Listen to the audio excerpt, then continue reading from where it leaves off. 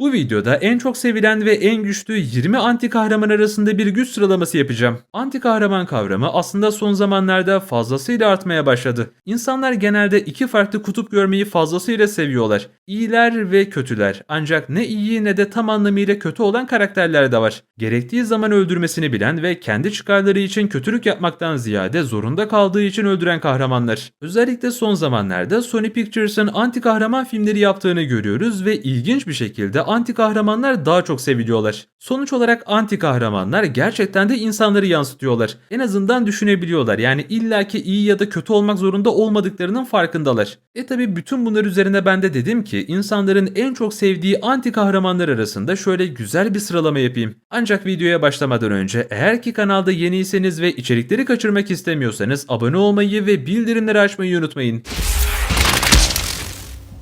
There are many relics. The vaulting boots of 20 numara John Constantine.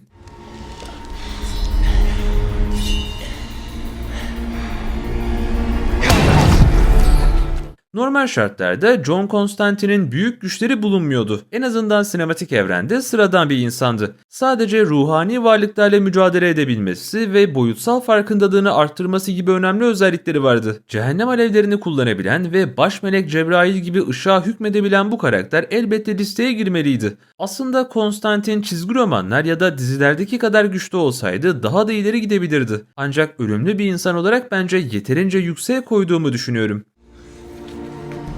Grant your child entry into thy kingdom, in the name of the Father. 19 numara Cable.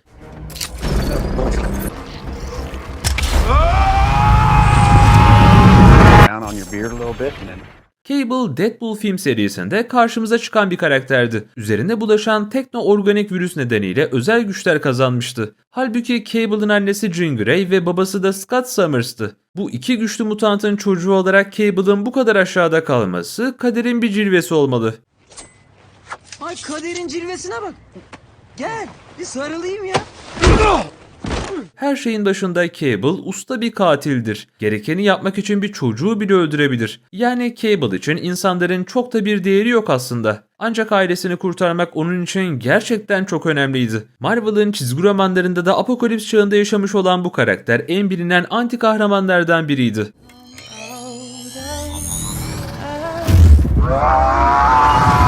Well. 18 numara Wolverine.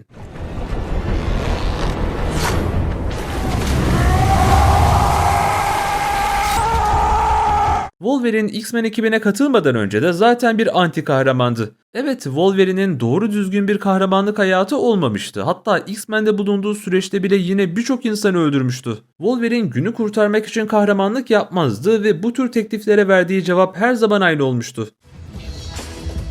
Excuse me, I'm Eric Lenstra. Charles Xavier. Go fuck yourself. Wolverine sadece değer verdiği insanları kurtarır. Hatta filmlere bakarsanız hep tehlikede olan kişilerle arasında bağ kurulmuştur. İyileştirme faktörüne sahip olan ve adamantium iskeleti bulunan bu dostumuz da elbette listeye girmeliydi. The monster I am. The Wolverine. 17 numara Moon Knight.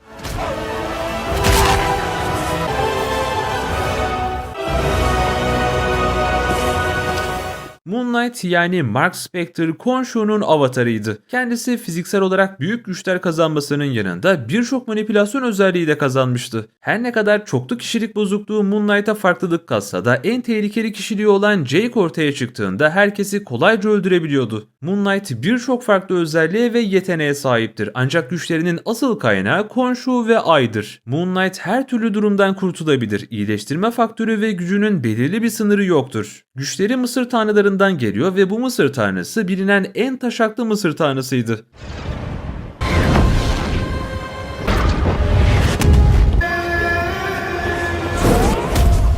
...16 numara Venom. Have it your own way.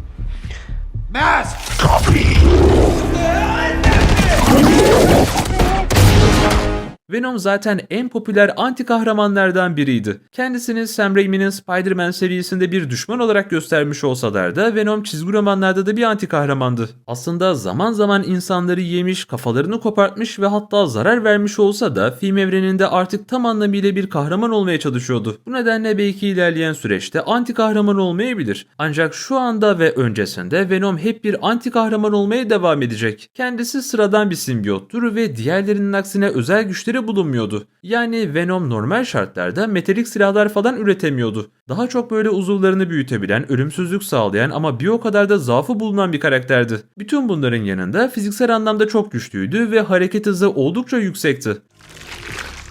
We are Venom. 15 numara Karl Mordo. Valtor.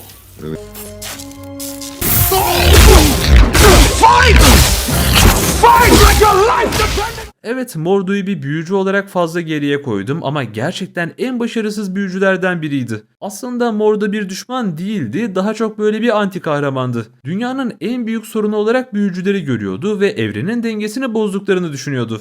Doctor Strange in the Multiverse of Madness filminde MCU'da Scarlet Witch tarafından öldürülecekti ancak sahne silindi. Ve Mordo maalesef ki eli kolu bağlı olan ve sihir güçlerinden yoksun olan Doctor Strange'i bile yenemedi. Hadi ama dostlar biraz merhametli olalım. Bilgisi ve yetenekleri hatırına ona bu sırayı vermek istiyorum. En azından en başarısız Sorcerer Supreme olan Wong kadar gücü vardır diye tahmin ediyorum.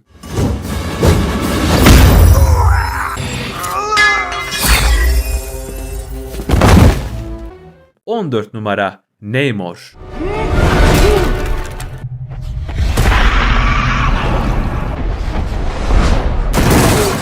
Namor çizgi romanlarda da bir anti kahramandı. Elbette kendisi Illuminati'nin bir üyesiydi ancak asla bir süper kahraman olmadı. Namor bir mutanttır ve su ile temas kurduğu sürece her zaman güçlü kalacaktı. Black Panther Wakanda Forever filminde ise kendi halkı için her şeyi yapabileceğini bizlere göstermişti. Bir kesim tarafından düşman ve kendi halkı tarafından tamamen büyük bir kahraman olarak kabul edildi.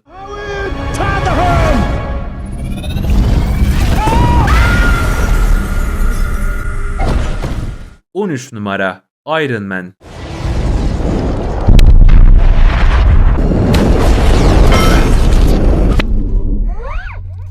İnanılmaz ama gerçek. Tony Stark büyük bir anti kahramandır. Asla bir süper kahraman olduğunu söylemeyen Tony Stark, karşısındaki düşmanlarını öldüren nadir karakterlerden biridir. Tony Stark gerektiğinde zor kararlar almayı bilir ve bu konuda onun kişiliği aslında Ultron'da da vardır. Tony Stark'ın Ultron'dan tek farkı ise onun gerçek bir insan olmasıydı. Yoksa Tony Stark tamamen zihinden oluşan bir adam olsaydı, insani bütün yönlerini kaybetseydi tam anlamıyla bir Ultron olacaktı. No, he won't. We'll do anything to make things right. Ultron can't tell the difference between saving the world and destroying it. Where do you think he gets that? Sonuçta Iron Man de kendi ırkının iyiliği için diğerlerini yok sayabilir. Zaten Tony Stark Ultron'u yaratırken de bizlere bunu göstermişti. Yani Iron Man gelişim sürecinde kişilik ve eylem anlamında tamamen bir anti kahraman ve süper kahraman arasında kalıyordu.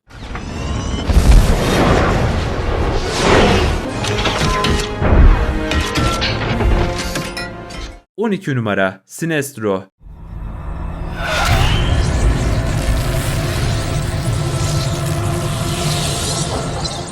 Sinestro, Green Lantern serisinin düşmanı gibi gösterilse de aslında bir düşman değildi. Sinestro, evrende düzen ve barışı isteyen bir karakterdi ve bunun için her şeyi yapmaya hazırdı. Sinestro iyi veya kötü, yani doğru olana hizmet etmek için her şeyi yapabilir. Aynı zamanda tıpkı Green Lantern gibi güçlere sahiptir ve cesaretiyle, korkusuzluğuyla bu listeye girmeye fazlasıyla hak kazanıyor. Sinestro'nun yüzü başkalarının korkularıyla besleniyordu. Yani bulunduğu evren içerisinde korku olduğu sürece Sinestro'nun güçleri katlanarak artmaya devam edecek. Bu nedenle Sinestro tüm varoluştaki en boyun eğmez iradeye sahip olan varlık olarak geçiyordu.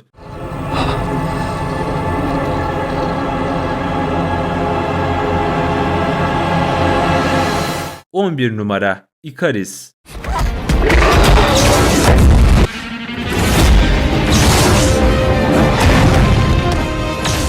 Eternals'ın baş anti kahramanı olan Ikaris kesinlikle bir süper kahraman falan değildi. Her anti kahramanda olduğu gibi gerekeni yapmak uğruna birçok karakteri harcadı ve harcamak istedi. Bütün bu yaşananların sonunda Ikaris arkadaşlarına yardımcı olsa da en sonunda intihar etmişti. Nasıl olsa Ikaris'in bir gün geri döneceğini çok iyi biliyoruz, bu yüzden pek de bir sıkıntı yok. Uçabilen, gözlerinden lazer çıkartan bir karakter olarak Ikaris gerçekten durdurulmazdı. Kendisi bir Eternal olarak binlerce yıl yaşadı ve gücü sonsuz bir kozmik enerjiye dayanıyordu. Muhtemelen bir noktada Sinestro'nun sahip olduğu güçlere karşı koyabilirdi veya ikisi de hemen hemen denk diyebiliriz. 10 numara Megatron.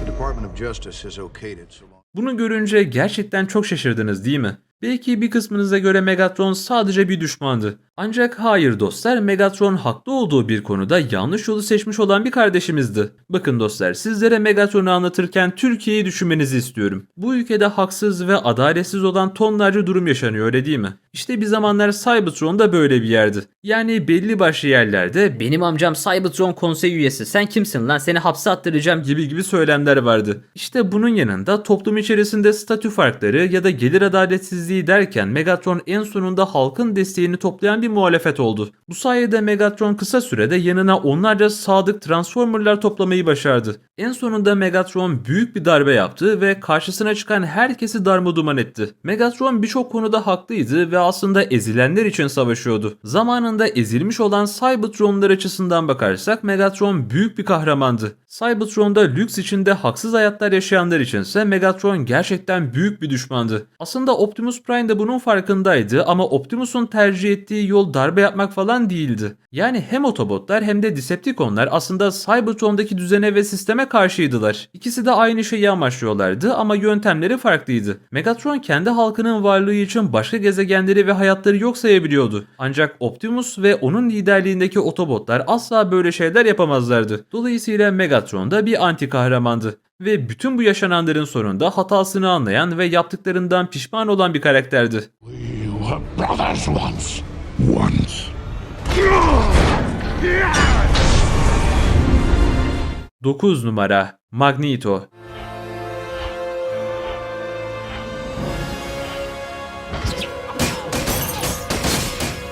Bu listede açık ara farkla en sevdiğim anti kahramanlardan biri Magneto oldu. Magneto'yu hemen hemen her videomda överim çünkü adam hem milliyetçiydi hem de insan düşmanıydı. Yani benim en sevdiğim iki özelliğe sahipti. Pekala, işin şaka kısmına geçersek Magneto neden haklıydı? İnsanlar sürekli olarak kaosu kontrol etmeye çalışıyorlar ancak bu çok mantıksız ve insanlara göre bütün mutantlar aslında kaosun ta kendisi oluyordu. Magneto bir süre kadar insanlarla savaşmış olsa da daha sonrasında herkesi mutant yapmaya çalıştı. Aslında Magneto'nun insanlara karşı bir düşmanlığı yoktu. Adamın karısı bile sıradan bir insandı. Hatta annesi de sıradan bir insandı. Ancak insanlar zamanında ondan korktukları için Magneto'ya büyük zararlar vermişlerdi. Magneto sadece kendi türü ve davası için mücadele veren bir karakterdi. Yani Magneto'nun mutantları seven herhangi bir insana karşı düşmanlığı olması imkansız dersek yeridir. İşte bu nedenle Magneto aslında büyük bir anti kahramandır.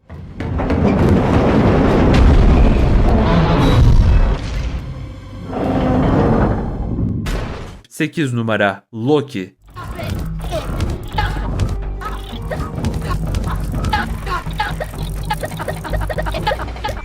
Fesatlık tanrısı olarak da bilinen Loki her geçen sene yeteneklerini geliştirmeye devam ediyor. Dizinin ikinci sezonu tam sürat devam ederken Loki'nin yeni belli başlı özellikleri de ortaya çıkmaya başladı. Loki'nin şekil değiştirebilmesi, gerçekliği manipüle etmesi ve telekinezi güçleri onu gerçekten eşsiz kılıyordu. Bunun yanında ışınlanma veya gizlenme gibi belli başlı özellikleri de vardı. Yaptığı büyülerle ve kendisini sürekli olarak geliştirmesiyle birlikte Loki bu listede iyi yerlere gelebilir. Hatta Loki fiziksel anlamda Kaptan Amerika'dan falan çok daha güçlüydü. Zaten Jotunheimlıydı ve yıllarca Asgard'ın savaşlarına katıldı. Loki sürekli olarak Thor'la mücadele etti ve onun güç seviyesinin biraz altında kalıyordu. Ayrıca Thor'un da söylediği gibi Loki'ye akıl sır ermez. Sözlerine dikkat et. Loki'ye akıl sır ermez çünkü o bir tanrı. Ayrıca kardeşim. 7 numara Black Adam.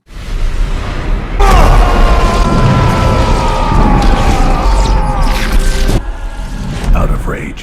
Hiç şüphesiz ki Black Adam 2022 yılında DC evrenindeki en çok sevilen anti kahramanlardan biri oldu. Altı Mısır Tanrısı'nın büyülü güçlerine sahip olan Ted Adam süper kahraman değildi. Ancak kendi amaçları için savaşan bir düşman da değildi. Ailesi öldürüldükten sonra tam anlamıyla bir anti kahraman olmaya karar vermişti. Black Adam çok güçlü bir karakterdi ve base formlarında Thanos'tan daha güçlüydü. En azından sinematik evrende daha güçlü. Ancak Thanos da 6 sonsuzluk taşı olduğu için Black Adam'ın fazlasıyla üzerinde kalıyor.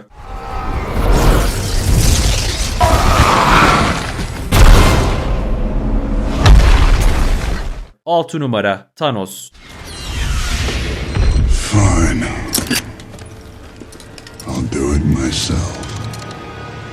Thanos MCU'da bir düşmandan ziyade aslında tam anlamıyla bir anti kahramandı. Yani Thanos'un amacı ve niyeti kendi çıkarlarından ziyade evrendeki hayatın refaha kavuşmasıydı. İşte bu nedenle en zor kararları en güçlü iradelerin verebileceğini düşündü ve soykırım yapmaya karar verdi. Aslında Thanos'un amacı ve planları tamamen psikolojikti. Zamanında kendi halkı soykırım yapsaydı belki hayatta kalabilirlerdi. Ancak Thanos'un bu takıntısı bütün gezegenlerdeki hayatın yarısını öldürme amacını ona vermişti. Evet, Thanos Marvel'daki en zeki varlıklardan biriydi ancak bulduğu çözümün bir katkısı olmayacaktı. Yani bütün canlıların iyiliğini düşünüyordu ama öldürmekten de geri kalmıyordu. Bu durumda Thanos tam anlamıyla bir anti kahramandı ve çizgi romanlarda ise sonuna kadar büyük bir düşmandı.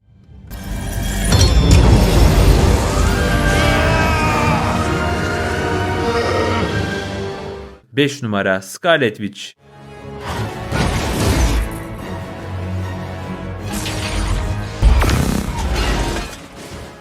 Kendisiyle tanıştığımız günden itibaren hiçbir zaman süper kahraman olmamış ve sürekli olarak insanlara zarar veren bir karakterle karşı karşıyayız. Şimdi Wanda fanları gelip bana karşı ağlamasınlar ama Scarlet Witch asla bir kahraman olmadı. Koskoca halkın aklına girip adamı masum insanların üstüne salan birisinden Multiverse of Madness filminde yaptığı şeyleri beklememek elde değil tabii ki. Aslında Wanda bir düşman diyebiliriz, hatta MCU'nun ilerleyen filmlerinde tam anlamıyla bir düşman olarak geri dönecekti. Ancak her şeye rağmen şu anda bir anti kahraman olarak geçiyor. Kevin Feige'nin en başından beri Wanda'yı bir düşman olarak göstermesi bence saçmalıktı. Yani bunun yerine karakterin işlediği bütün suçları kutona atabilirlerdi. Belki ilerleyen süreçte böyle de yapabilirler ama şu anda Scarlet Witch tam anlamıyla bir anti kahraman. Gerçekliği baştan yazabilmesi, yüksek hızlarda hareket etmesi ve soyut bir varlık olması onu bu listeye almama neden oldu.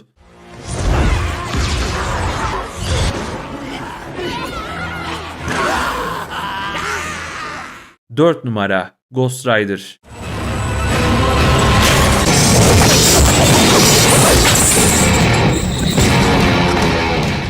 Ghost Rider, Mephisto'nun Zaratos lanetiyle güçlendirilmiş ve intikam ruhuna ev sahipliği yapan bir karakterdi. Scarlet Witch'in yapabileceği kaos büyüleri bile Ghost Rider'a asla etki edemezdi. Her türlü manipülasyonu yapabilen ve Mephisto için kötü ruhları teker teker toplayan bu karakter en sevilen ve güçlü anti kahramanlardan biriydi. Yani hiç şüphesiz ki Ghost Rider her halükarda Scarlet Witch'i kolay bir şekilde yenebilir. Sinematik evrende ise en son intikam ruhunu serbest bırakmışlardı ve Angel Rider olarak gücünün zirvesine çıkmıştı. Yani Ghost Rider bu liste için en baba karakterlerden birisi diyebiliriz.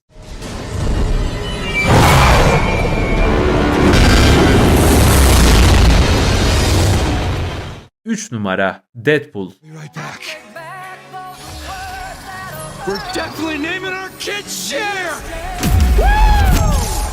Deadpool, Marvel evreninde görünen en güçlü varlıklardan biridir. Bunun tek sebebi ise dördüncü duvarı kırması değil tabii ki. Karakterin mutant güçleri onu sadece ölümsüz yapıyordu. Yani yaralarını iyileştirebiliyor ve en küçük parçalarından bile tekrardan oluşabiliyordu. Bunun yanında Deadpool'un elinde her türlü zamana ve mekana gitmesini sağlayan bir cihaz vardı. Başlangıçta bu cihazın 2 defa kullanım hakkı olsa da Negasonic Teenage Warhead sayesinde cihazın kullanım sayısı yükselmişti. Deadpool uzay zamanı manipüle edebilen bir karakter olduğu için bu listede yukarılarda kalıyor.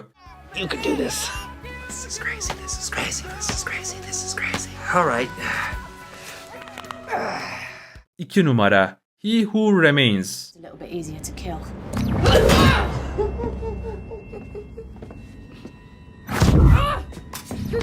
Loki serisinde karşımıza çıkan bu karakter Marvel'ın en büyük belası olan Kang'in bilinen ilk varyantıydı. Diğer bütün Kang varyantlarını öldürmüş ve zaman çizgilerini izole etmeyi başarmıştı. He Who Remains normal şartlarda çok da güçlü bir varlık değildi aslında. Eğer zaman çizgisinde farklı olasılıklar meydana gelmeye başlarsa bütün bilgeliğini ve gelecek hakkındaki öngörülerini kaybediyordu. Peki He Who Remains'in kendisi gerçekten bir anti kahraman mıydı? He Who Remains eğer kendi varyantlarını ve diğer oluşan zaman çizgilerini yok etmezse çoklu evreni daha kötü bir senaryonun beklediğini düşünüyordu. Ona göre çoklu evren başladığında zaten insanlar her halükarda öleceklerdi. Bu durumda izole edilmiş olan tek bir zaman çizgisi üzerinden evrenin devam etmesi çok daha böyle sağlıklı bir yol olabilirdi. Ve aslında kendisi bir noktada gerçekten haklıydı. Ortaya çıkan Kang varyantlarından bazıları gerçekten de çoklu evreni yok etmeye başladı. Masum insanlar her halükarda öldü. He Who Remains tam anlamıyla bir kötü adam değildi ancak bir kahraman olduğu da söylenemez. O tam anlamıyla bir anti kahramandı ve gerektiğinde masum hayatları bile kolay bir şekilde feda edebilirdi.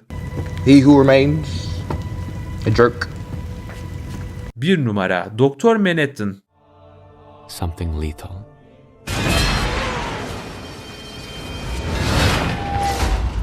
DC Multiverse'ün film evrenlerine bakıldığında açık ara farkla en güçlü karakteri Doktor Manhattan olabilir. Kendisi normalde sıradan bir insanken parçacık hızlandırıcının çalıştığı bir odada kapana kısıldı. Daha sonrasında ise atomlarına kadar parçalandı. Aslında Doktor Manhattan daha güçlü bir varlık olabilmek için ilk başta ölmek zorunda kalmıştı. Devamında kendisi insanların aklı hayaline gelmeyecek yetenekler kazandı ve kendisine yeni bir beden yarattı. Bu deney sonucunda Doktor Manhattan her şeye gücü yeten bir varlık olarak ortaya çıkmıştı. Kendisi aklı hayaline gelen her şeyi yapabilen ve her yerde olabilen eşsiz bir varlığa dönüştü. Zaten DC Multiverse'te onun üstüne güçleri olan bir film karakteri görmedik, en azından dizi evrenleri dışında. Yoksa Lucifer dizisinde Tanrı'yı bile göstermişlerdi. Doktor Manhattan her türlü kozmik farkındalığa sahip olan, zaman yolculuğu yapabilen ve ışınlanabilen bir karakterdi. Hatta bir noktada kendisinin sahip olduğu güçlerin yıkıcılığı akıl almaz boyutlara çıkmıştı. Doktor Manhattan'ın Marvel evreninde denge olabilecek olan en büyük potansiyel Jean Grey olabilir ancak Doktor Manhattan Jean Grey'i bile kolay bir şekilde harcayabilirdi. İşte bu nedenle listenin 1. sırasında Doktor Manhattan'ı görüyorsunuz. Evet dostlar, bu da böyle bir video oldu. Umarım sizler için hazırladığım içeriği beğenmişsinizdir. İstediğiniz video konularını yorumlara yazmayı unutmayın. Şimdilik benden bu kadar dostlar, kendinize iyi bakın, hoşça kalın.